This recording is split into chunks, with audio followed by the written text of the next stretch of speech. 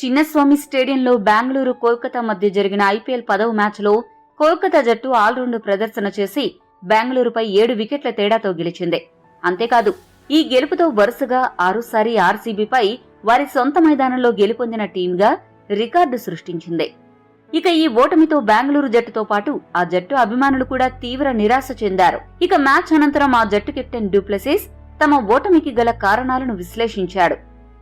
Du Plessis మాట్లాడుతూ ఏమన్నాడంటే, ఈ ఓటమి చాలా విచిత్రమైనది. ఈ రోజు మేం చేసిన స్కోరు చాలా డీసెంట్ అని అనుకున్నాం. మొదటి ఇన్నింగ్స్ లో మేం బ్యాటింగ్ చేసిన తీరు గమనిస్తే విరాట్ కూడా బంతిని కొట్టేందుకు ఇబ్బంది పడ్డాడు. ఇక మా జట్టులో విరాట్ తప్ప నాతో సహా ఏ ఒక్కరూ సరిగ్గా బ్యాటింగ్ చేయకపోవడం పెద్ద మైనస్ గా మారింది. అయితే మేము ఇబ్బంది పడ్డ అదే పిచ్ పై నరేన్ సాల్ట్ బ్యాటింగ్ చేసిన విధానం మెచ్చుకోవచ్చు.